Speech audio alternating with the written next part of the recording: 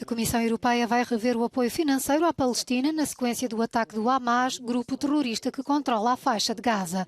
É de recordar que a Cisjordânia, outro território palestiniano, é governado em parte pelo partido Fatah, reconhecido internacionalmente. A Euronews entrevistou um representante da missão da Palestina junto da União Europeia. Est-ce que vous condamnez l'attaque du Hamas contre Israël? Je veux bien les condamner un jour. Le jour où l'État d'Israël reste dans ses propres frontières, à savoir quelles sont les frontières, et le jour où il y a un État palestinien indépendant, souverain, le jour où les Palestiniens ont le minimum de leurs droits, si un jour, ce jour-là, s'il y a une attaque, à ce moment-là, je condamne. Mais là, dans l'attaque, non, je ne peux pas condamner parce que c'est une logique, ce sont des conséquences de tout ce qui se passe. L'Union européenne a annoncé hier qu'elle allait réexaminer son aide aux Palestiniens. Est-ce que vous êtes déçu? Je ne vous cache pas, oui. Tous les Palestiniens étaient déçus à tous les niveaux et ils ont estimé que c'était une décision regrettable. Mais heureusement qu'il y a des États qui n'ont pas accepté, comme la Belgique, comme l'Espagne, comme le Luxembourg et plus tard la France. Et finalement, heureusement que cette décision a été, en l'espace de quelques heures, a été retirée, ce qui montre qu'il y a quelque part une sagesse.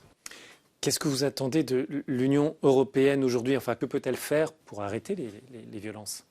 Il peut imposer des sanctions. Il peut au moins interdire, par exemple, le commerce des produits venant des colonies israéliennes. Il peut interdire l'entrée des colons. Il peut interdire des sociétés européennes qui commercialisent avec la colonisation israélienne. Jusqu'à maintenant, la réaction de l'Union européenne a quand même été très pro-israélienne. Je sais que beaucoup d'Européens ne partagent pas ce point de vue qui est exprimé. Mettre le drapeau israélien devant l'Union européenne, dire qu'Israël a le droit de se défendre, c'est donner une garantie, c'est donner une justification aux crimes que commet Israélien contre la population civile palestinienne. Comment faire pour sortir de cette violence aujourd'hui? La solution ne peut pas être militaire ni sécuritaire. La solution est uniquement politique. Et politique, il doit être conformé au droit international. Le droit international dit clairement et nettement qu'il faut qu'Israël se retire des territoires occupés en juin 1967.